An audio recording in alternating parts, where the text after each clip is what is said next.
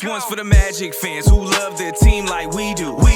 Hey, just come and kick it right quick, get some Magic content, and we do it just for the people. It's another Magic minute. It's another Magic minute. It's another Magic minute. It's another Magic minute. It's another Magic minute. It's another Magic minute. It's another Magic minute. Just in case you might forget it. Like I said, it's for the fans who scream go Magic. No matter where you are, at home, in the car, whether you're near or far. One more time, I'ma tell you who we are. It's another Magic minute. It's another Magic minute. It's another Magic minute. It's another Magic minute. It's another Magic minute. It's another Magic minute. It's another Magic minute. Just in case you might forget it. Now let's get down to the basics. Face it, we the true fans that hate to see when they face us. What's good, y'all? It's your boy J Curve back in the building with another Magic Minute. Yeah, podcast. This is our first time doing it on StreamYard, so we still working out the kinks for everybody. But we did want to tap in with you guys for episode 4. We wanted to talk about the Hall of Fame. My boy Ash isn't with us today, so we got to hold it down for him, make sure we get our points out. And, you know, we're going to tap in with Ash next episode and make sure we get his points and takes on everything we talk about now. But for now, like I said, we wanted to tap in and talk about the Hall of Fame. So with the Hall of Fame, we got the Redeem team in there, which means Dwight, LeBron, CP3, Carlos Boozer, Michael Ray, a whole bunch of guys that are on there. You know what I'm saying? 2008 was a good year. Chris Bosh, you know, he's in the Hall of Fame now. How do y'all feel about the Redeem team finally getting there, just doing the Hall of Fame? I mean, it's well worth it. I mean, they did what they were supposed to do. They, they brought the gold back when we had a little dark time in the basketball history. But it also put us, made us aware, made the world aware that guess what, we ain't the only leaders of this basketball thing. That we got Europeans balling out. Yep. Puerto Rico is going crazy. right. Man, you guys Royal balling out on us versus the Heat in Puerto Rico. Oh, Magic Heat. Oh yeah. Preseason Yep. thing. Yeah. Now, I want to hear where the arena's going, because it's not like when we're home and other teams come. It's literally we're gonna see what kind of fans. Who? Yeah. Mm-hmm. Who are y'all rooting for? Let's see. Is Puerto Rico gonna keep it real and represent their Orlando family members? Cousins. We cousins. Or are they gonna jump on the South Beach bandwagon and cheer for the Heat? I mean, I can't wait. Wow, man. Don't forget, a lot of people from Puerto Rico, they land in Miami and then go, like, especially if they're gonna go to New York or whatever, they always come into Miami and transfer out there. So it'll be interesting. It'll be interesting to see how the crowd reacts. Yeah, I'm excited to see it because for the sweepstake for the free trip. Oh to yeah, Puerto Rico. definitely signed up for that. Yeah. Right. I didn't even. As soon as I opened it, it was already filled out. I was like, "Bet, let's get it." So So with the Redeem team, Don't know about the sweepstakes. We're gonna put it in the description. Make sure you sign up, and maybe you and a friend could go to Puerto Rico and watch the Magic. Maybe you'll see one of us there too. Hey.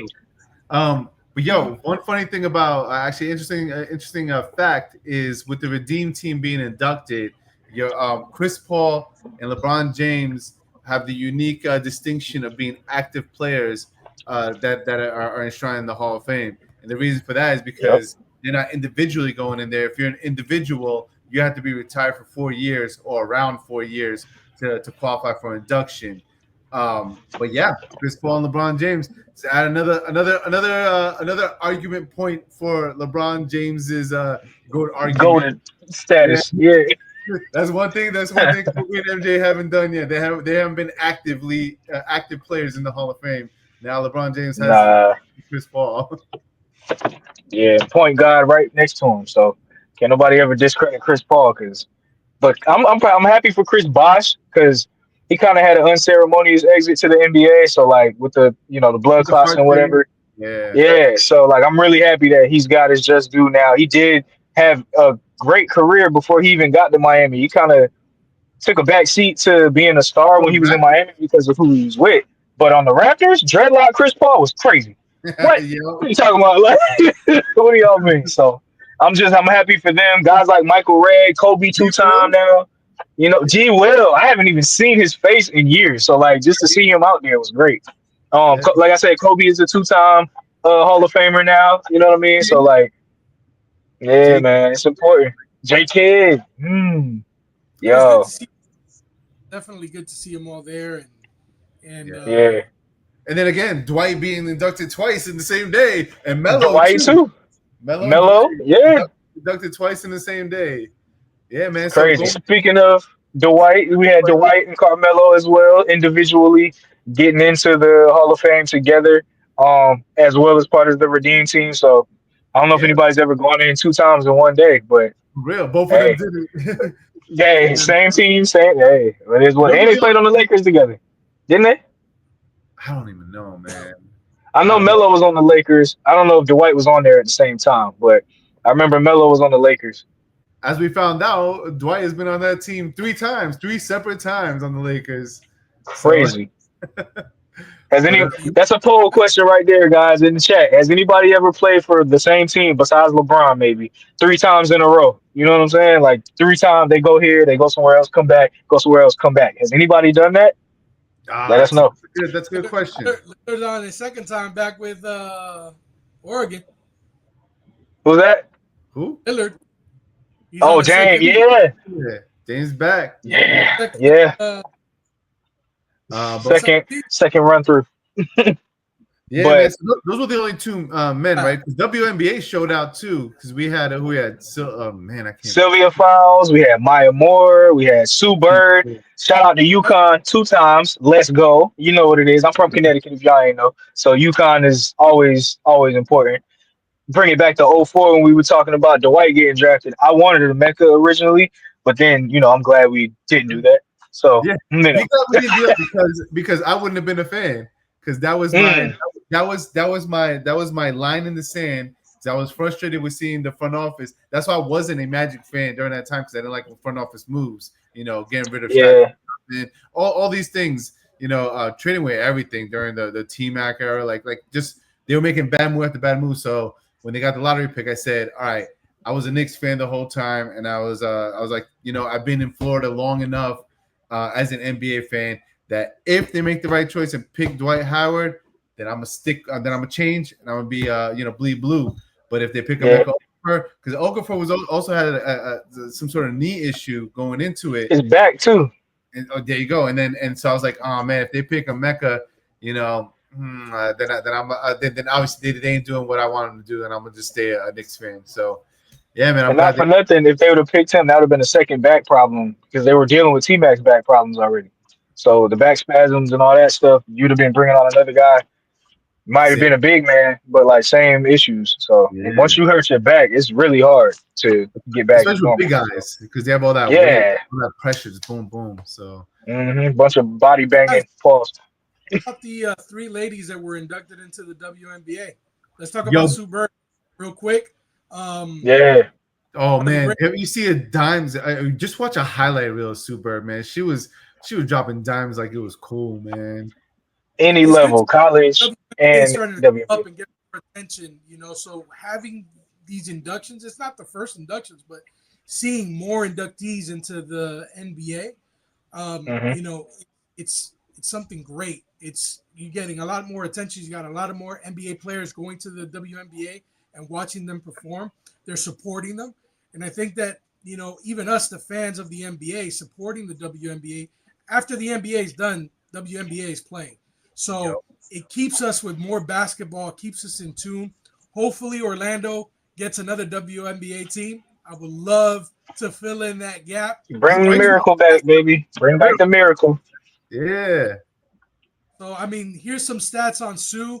We got some stats on Sylvia also, 4-time Olympic gold medalist. Yes. Just some information for those that don't follow WNBA. And then we got more. Maya Moore at Minnesota 4 championships. So I think she only played like 8 years, bro. And she won 4 rings. You know what I'm saying? So was Maya and Sylvia on the same team at the same time when they were winning chips? I don't know.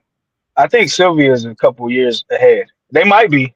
She might have still been on the roster, but don't get me wrong. Somebody got to fact check. I don't know. Well, I'm glad is you have comment below. Let us know. Educate us. True. Yeah, exactly. We don't have all the answers, Sway. We gotta Google stuff all the time.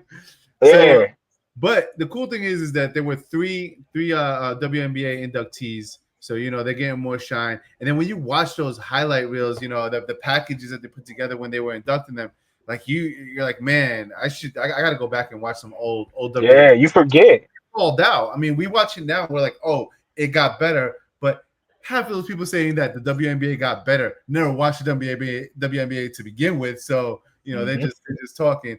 But if you watched the highlights, you see that they were balling out since day one. They had stars since day one. They had highlights since day one. We get so caught up in dunking. I mean, if you look at it now, I mean, outside of Anthony Edwards and LeBron James, every now and then, one or two maybe a game. The game is still about making shots, hitting threes, driving the lane, contact, finishing at the basket. All the stuff doing in the WNBA, with the exception of dunks. And when you actually look back and look at a game, how many times people actually dunk, it ain't that big a part of the game. Sure, it's great for highlight reels. Like Adam Silver said, saying that this is a highlight sport.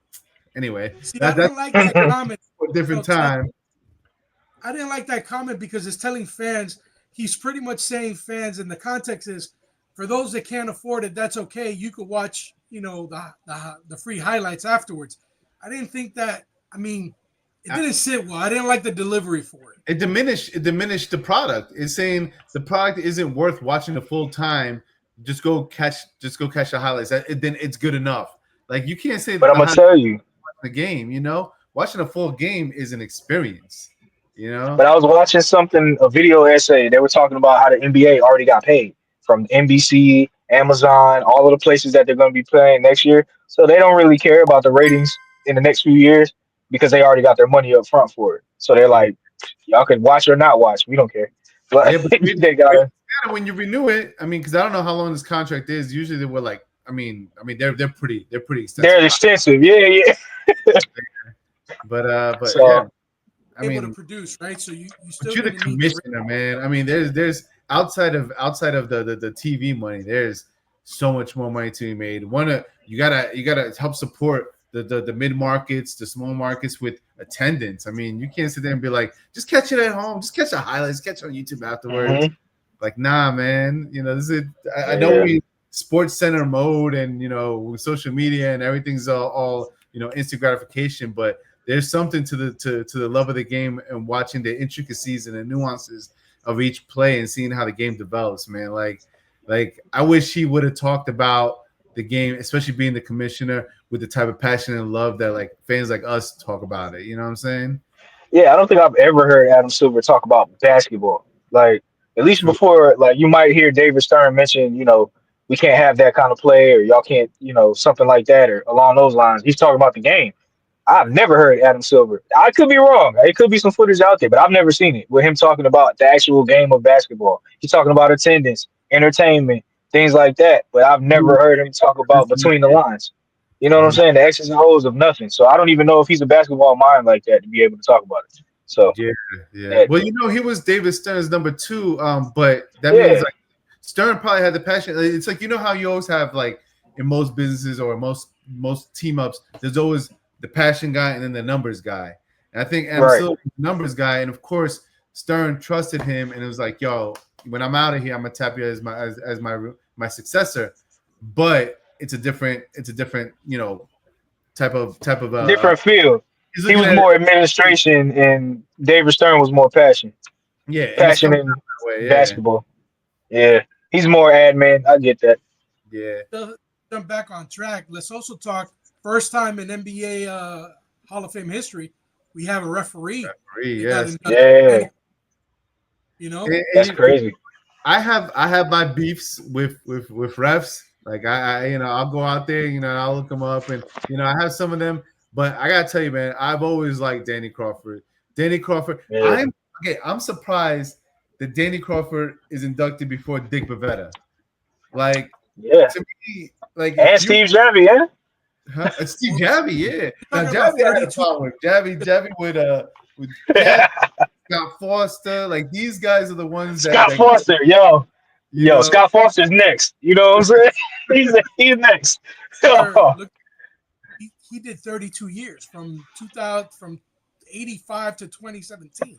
Yeah. No. That's what I'm saying. Like, I respect. And that's what I'm saying. Like, especially during the times, it's a little weird because during the Jordan times, you had Jordan rules, and you had that's when we started getting superstar calls and things of that nature. So I understood, and then of course, we had that dark cloud of the the betting scandal with Donaghy. Donaghy and stuff like that. So I guess I think I just explained to myself why Danny Crawford's the first one to go in there, even before Dick Bavetta and all that. Because but Dick Bavetta and Danny Crawford to me are like that when it comes 1 and 2. Like, yeah, they up there. They're the upper echelon of refs. You know what I'm saying? Like, if you see one of those two at your game, it's gonna be called right, no matter how you feel about it. Like, so you may disagree with some of the calls, but that it wasn't just they were just doing it because he caught feelings or something like that. Right. No bias, just straight refereeing. So I get it. And then you had Billy Donovan as well. Got 2,000 regular season games, 300 playoff games, 30 NBA finals. I mean, man, that's Hall of Fame. I want to see what the other officials, the other referees had, so we can do a comparison and see, Yeah, man. You guys help us help you help us. So if you could do some of that, just let us know. Like, drop it in the comments. Like, who would be next? Who would be the next ref to go in? Again, I'm biased. I love Dick Bavetta. I love seeing the interaction with the players, and of course, after the Chuck left, that little love affair. I loved it, man. I loved him being a part of that. So so let us know. But Billy Donovan, man, y'all can talk about him because I feel some kind of way. It's bittersweet. I ain't like how he did it dirty, where other coaches that were lined up, had to fall off because he's like, oh, I'll take the job, and then be like, well, nah. Never mind. But if I'm not mistaken, we ended up with Stan Van Gundy because of that. And so, if that's the case, then you know what? Then happy set us up for success. Exactly. Happy trails. Yeah. Don't let the door hit you, but we got something better out of that. We had that Dwight run with that. So, and honestly, not for nothing, Billy Donovan's been coaching in the NBA for a good 10 years, I would say, right? Yeah, he went back and then to Florida, and then did he go straight to the Bulls? I don't even know. OKC, that's right. He was in OKC, but at the same time, who's to say if his coaching style would have been here in Orlando, the players that we had at that time? Time out. We needed one coach, and he would have been that one coach. If you listen to Aaron Gordon, he said he had a lot of issue here because they always were switching coaches out. He could never get a system. He could never get his game to where it was supposed to be. So when he went to Denver, it was a lot easier for him to play over there because they weren't expecting him to be the guy, one. And then two, they already had a coach, a system, everything. He could just fall right in and learn. He said in Orlando, he came in, he had, I think, the same coach for the first 2 years, and they switched it his third year. Then they switched it again in the middle of the year. Then they switched it. I'm like, I remember that. Like, we had Borrego and all these other guys. I can't remember. Yeah. Jacques Vaughn, Steve Cliff.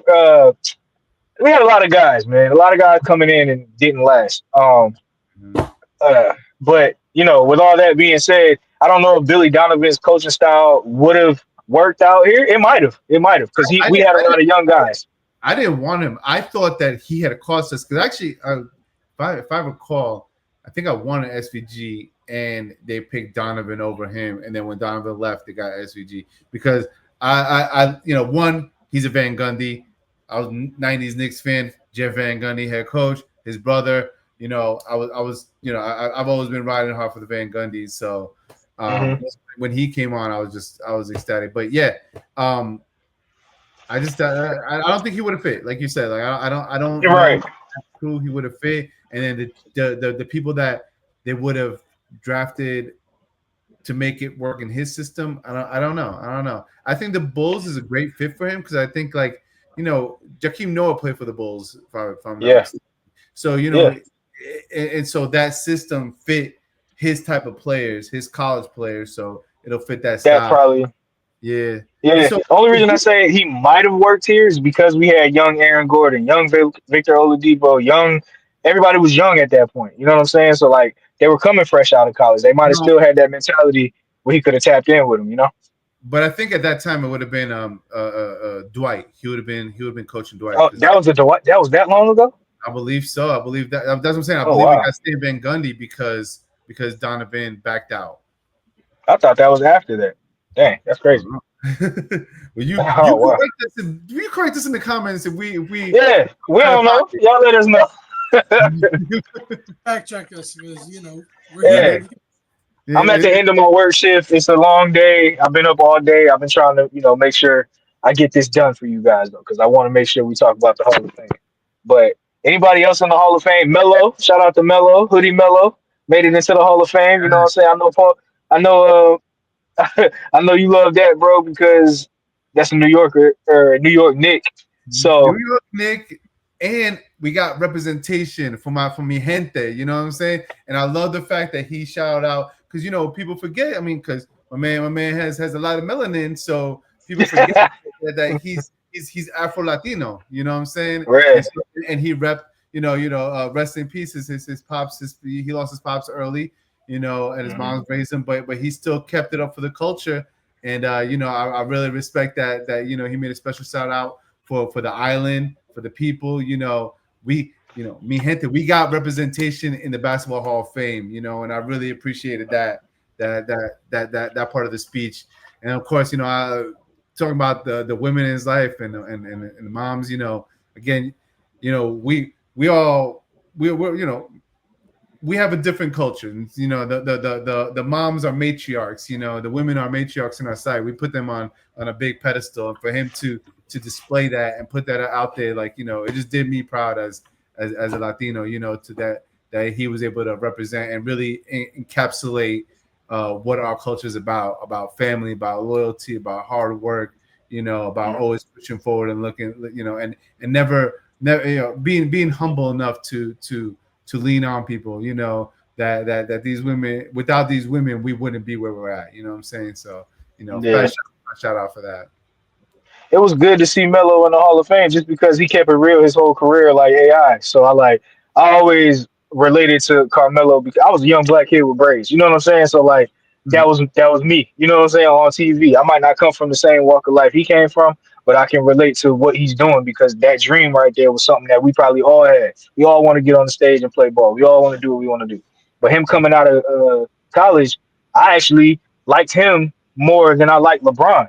And, it took me a minute to get on the LeBron train. Like, I didn't, it was LeBron. It was all right. You know what I'm saying? He is what it is. He was a little irky jerky for me, a little wild for my style. Like, Melo was like, yo, let's get it, and I'm going to knock it down real quick. You know what I'm saying? So that's what I look forward to seeing on the court. Everybody else was on the LeBron James hype. I missed it. I lived in Augusta, Georgia at that time.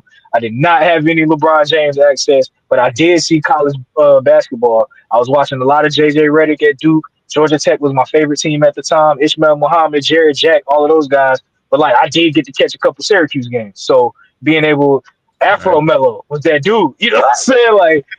That was crazy. It was a crazy time. But yeah, man, I'm glad he got in the Hall of Fame. He's a Hall of Famer, 2-time Hall of Famer now on the same night, like we said. He kept it real. He didn't have to switch it up. He was a journeyman in it at the end of his career. So there was a lot of contention that he had to deal with. Then he had to get out of the league and then get back in the league because nobody wanted to pick him up at a point. So shout out to Melo, man. Humble yourself, come off the bench, all that sort of stuff, But I think that's the thing is we saw him go basically grow with us and mature with us and have all the struggles, the ups and downs and be authentic about it. I think that was the whole thing is he kept the 100 the entire time, and you gotta respect that. And even though he didn't get a ring, he still got gold medals, he still repped it, he still he got scoring titles, all sorts of stuff like that. You don't really hear too many former players that played with him speak ill of him. So it was definitely unless they wanted a rebound because Melo. I gotta get out of here. I got it. Oh God. I'm on the rim, Mike. 30 points. I need to get 30 points. Yo, crazy. Melo's a crazy one, man. But like I said, I'm happy for him to be there amongst all those great names. Grams, you got something to say about Melo? Man, man. He's a legend, bro. He's a Yeah. legend. He Facts. I think he was dealt a bad hand at a certain point in his career, but you know, he came out of it and he did great. And it's good to see what he's doing after the league, because it's not what he did on the court, but it's what he did afterwards, and that shows leadership. And that's what I look for in a player. You know, when I follow a player's career, I don't follow just his stats. I follow what kind of human being he is. And Melo, the way he talked about his mom, how you treat your mom, man, is how you treat life. And the way he talked about his mother, I mean, that speech. I mean, look, I lost it, man. I was a mess, man. Yeah. Yeah, that was a real moment, man. I think more people should look up to him and try to play like him and imitate him. Like we have players trying to imitate other athletes. I mean, he's a great role model. And He's a good man overall. You know what I'm saying? He's just a great man. You know what I mean? And like you said, he was dealt. Oh, go ahead. My fault. No, I'm glad to see him in the Hall of Fame, man. And the fact that I say karma's a beautiful thing, because he gets double inducted like Dwight, right? He gets inducted as a player, but then he also gets inducted for playing, with the U.S. team. So it's like a 2-for-1. So, nobody was like Melo on the USA team. Melo and KD were like unstoppable in USA basketball. I don't know who else was like them. Hey man, Kobe lit a fire on everybody. He held everybody accountable, man. That's the one thing they were talking about is. Well, remember when Kobe was over there, he was already done with his first warm up in practice while everybody was showing up the first time. Man. He set the tone. Mamba mentality is that. Day one. Mentality is while everybody else is sleeping and partying, you're grinding, you're cooking, you're working on you. Look, you got one craft that you're passionate about. If you don't dedicate your time to your craft, if you're not doing it, someone else is. So if you want to be the best you can be, you got to put in the time. No one's going to put it in for you. No one's going to do the 2,500 shots a day. No one's going to work on their drills. No one could do that for you. It's all mechanics. Yeah. But life is the same way. And that's why a lot of people look at Kobe. That's why it's one of my frustrations. Why isn't Kobe part of that GOAT conversation? Because it's always LeBron. He's always in mine.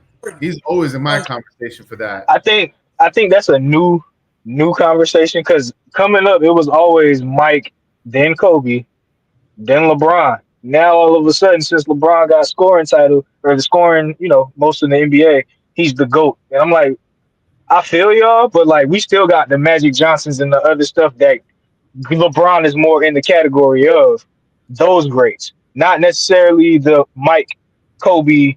I'm looking at score, and I'm looking at mentality, and I'm looking at takeover potential. LeBron takeover potential was a little shaky. You know what I'm saying? Like he could take over, but it's a little shaky sometimes. Like Mike, you didn't have to worry about. Kobe, you didn't have to worry about. I'll even be biased and say T-Mac, you didn't have to worry about like that. Like there was AI. You ain't got to worry about shutting down in the end of the game. Like he's gonna keep going. So like I don't know if Bron had that bust through the wall mentality, but what was that? I'm gonna take one from wrestling. Kobe also knew when to hang it, when to say I'm done. Yeah, a lot of athletes, and I pull it from wrestling because it's known. John Cena is getting ready to retire, and he says I'm done. Where in that industry, every wrestler says they're done and they come out of retirement. Ric Flair knew when to leave. He left at the pinnacle of his career. He says, I've done everything I needed to do. I proved everything I needed to prove. I'm good. There's nothing more to chase. Had Kobe been here today, he would say something like that. Be like, you played your game. Jordan left the Bulls and went to play for another team, and nothing came out of it. LeBron left and got championship in other organizations, and he's 23 years. That's what I'm saying. You start talking on score. Of course, you're gonna get the scoring the most points. You've been in the league the longest of anyone. Like so. Of course, if we talk per capita, now we have a different conversation. And I think Seth Curry has a great thing. He called it GOAT, but the greatest of their era. And I think that would squash a lot of a lot of these bickering back and forth because you Mm. really can't compare LeBron and Mike because the league was totally different. The rules were different. Like everything was at a different pace, at a different The level. pace, that's all I'm about to say. The pace was different. Like the physicality was different. Yeah, so Here's where I end the argument. You can only have one first, and the first person to make basketball mainstream, the shoe deal, the hype was Jordan, right? I'm not taking anything away from the greats, not taking anything away from Larry Bird, Frazier. I'm not he taking globalized anything the game. from any of the previous goats, the previous, the ones that actually paved the way for the sport. I'm not taking it away, but the one that really catapulted the NBA was Michael Jordan. So there could only be one. And in my book, Jordan is one. Everybody else follows and has their own lane. Just stay in your lane. That's why I say Kobe is not talked about.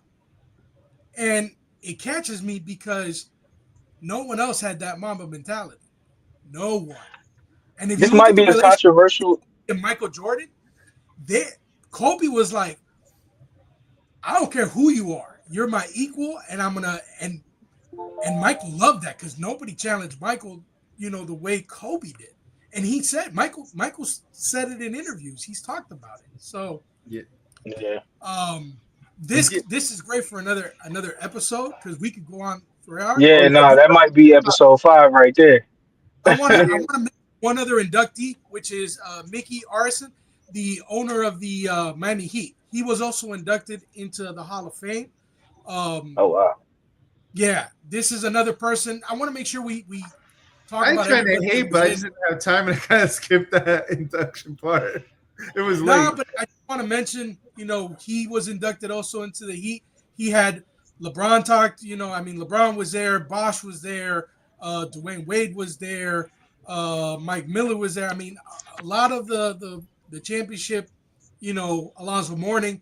So I want to give a shout out to him and his induction. Great job. You guys have done great. You got ups and Getting downs. Pat Riley was the smartest move he made. Yeah. That's a sign of a good leader is to know what you're not good at, to know where to get the best talent, whether it's yourself or somewhere else. And he knew that the best coach, the best person to manage a team would be Pat Riley. And even before the LeBron, Dwayne Wade and Shaq did it, So he showed he could do it. And, shout out to Stan Van Gundy because he was assistant coach at the time when they got that chip. So Stan Van Gundy got his ring too. That's what I was saying. He was a championship coach when he got here. So I was like, yeah, get him here real quick. So two things that will segue into who we really want to talk about is the Redeem team happened in 2008. Now, 2007, we were just talking about Donovan. He came in for that week as a Orlando Magic player, and I was right. When he left, and we were able to get Stan Van Gundy from 2007 on. And so it's like serendipitous that, Donovan has to leave. We get Stan Van Gundy in 2007. Dwight's already a couple years in the league. He's starting to develop. He's starting to be that dude. He goes to the Redeem team. He goes to the Olympics, gets that experience from Kobe, understands what it takes, what championship mentality is. Because up until that point, Dwight Howard was this big kid, Yeah, exactly. So, if you look at the timeline, it seems to me that, Dwight got that itch of how it feels to be a champion. And he comes back that next year and we go to the finals, man. Like that's what's up. And give Coach SVG some credit because he comes on in 2007 and then we go, was it 0809 or 2 years? 0809. So and that's just phenomenal. And then of course that leads us to Dwight Howard. I mean, getting inducted 2 times. And it's Dwight's gonna be Dwight, man. There was no. He always cut anything heartwarming with some jokes. I didn't know his wife's name was Amber Rose. Not with the tats. Yeah, not that one, y'all. Not that one. It's crazy. I was like, yo, he had to go that hard, bro. But the Stan Van Gundy impressions, like I said, Dwight's gonna always be Dwight. I thought it was really cool that who he brought up, to be in the chair to help induct him. Again, Yeah. being able to bury the hatchet with Shaq. I'll always have Dwight's back on that one, man. I think Shaq You got think too, Shaq went too hard? huh? You think Shaq was going too hard on Dwight? Historically back in the day, yeah. That whole thing, man, I mean, I was like, come on, man, you really getting hurt feelings over a nickname? Like, come on, man. No, I never really saw it. Like, I'm talking about the junk he was talking about Dwight, like telling Dwight you got to average 20-20 Oh no, to be no, considered I as a GOAT. appreciated that, but he would talk out of pocket, Yeah, at Shaq's times. petty, bro. Shaq got that petty bone. But I understood it. I understood the part where it was coming out of a place of love. It's like, we're big men. We don't get the shine that other people do. We got to put in that. We have to show that we are worth it in this league. And Shaq did that. And I think a frustration for Shaq was kind of like, you have all this potential. You could have been greater than you were. You just, for whatever reason, whether he felt the jokey thing was jokey, I saw, I was blessed to sometimes, like when I was a season ticket holder, they'd get me down to courtside seats or whatever. I was able to hear, because we saw goody two shoes Dwight, but in that, when you couldn't hear what they were saying, I mean, he was passionate. He would let you know what's up. He would throw his body around. Like, he played with force and aggression, but he did it with a smile. And that's what I appreciate, especially, bringing up my kid during that time. I'm diehard already into it, because I said, when I'm into something, I fully commit. So from 2004, I was diehard Magic fan, and I was a diehard Dwight fan. So when we had that run, and I was able to just, again, serendipitously be able to afford to go season tickets and go to the arena. And the arena, I had what I call the poor man's skybox. It was the last row of the arena. You had a concrete slab behind me where I could put my drink and my stuff like that, and then I could stand up and yell at me. But the entire arena fits in the lower bowl of the Kia Center, and so there was always a great view. They could hear me yell, because y'all know I can yell, and they could hear me back then. Shout out to the Kids Center, man. The house that Dwight built. So he got us to the finals next year, and I worked at that building in the first season that it was open. Not for nothing, Dwight was like the president of the house, man. Like, he walked through the building, everything was like, whoa. It was like he had an aura about him back then. I hate saying that because the kids today took aura and turned it into something else. But he had an aura about him that time. Like, I'm not gonna get too long winded. We don't have that much time left. But I remember, he was big. I remember Kobe used to come, because we, as ushers, we had to get there at 5:00. Kobe would come, do his shoot around. Jameer would come out, do his thing, and then as soon as Dwight came out, the whole arena shifted in there at the bottom. There wasn't even nobody in there, but you could feel everything. The ushers, the staff that was on the court, everything just, everybody's back stiffened up real quick. It was like a whole thing, and he was just out there having a good time. So, like, shout out to Dwight, man, for holding it down for Orlando for as long as you did. I know it didn't end how you wanted it to end here in Orlando. We forgive you, bro. At least us on this platform forgive you, man. Like, it ain't no hard feelings. So, I mean, I got 18-year career. How about that? We definitely say thank you for giving us 18 years of watching you play throughout different teams and just watching you shine. Especially with us, man. Like I appreciate, as an NBA fan, Dwight Howard gave to me the ability to go see an NBA Finals in person, to go to an All-Star game. I went to All-Star Weekend. Me too. Yeah. Because of him, we got All-Star 2012. That whole thing was themed on Dwight. Like, that was crazy. That was crazy. He was the ambassador for Orlando. And so we can't take anything away. Of course, the end of 2012 is a different story. The summer and everything like that. We lost SVG. There is an up and down. There's love, hate. But, I'm a good Christian man and I can forgive, it was the Dwight Mare. We woke up, bro. We woke up from the Dwight Mare. It's fine. We're good. Exactly. You know what? And I appreciate him being humble enough to accept his role in what happened and accept accountability and ask for forgiveness. And, no harm, no foul. We love you, man. One thing, is it me or do all guys when they leave Orlando after being big superstars here leave and say, "Man, I wish I would have stayed"? Shaq, T Mac, Dwight, those are the only ones off the top of my head right now. Maybe Penny, I don't know. But I think it has to do with the market that we're in, because we are. I mean, we're a small market, we're mid market, whatever you want to call it. As far as we bring the whole entire world comes to Orlando, we are still one of the number one destinations in the entire world for vacationing, and so I think that's the whole thing is you are loved as if you were in a small town neighborhood. Like, you always hear about you're small town USA and this and that, and your neighbors.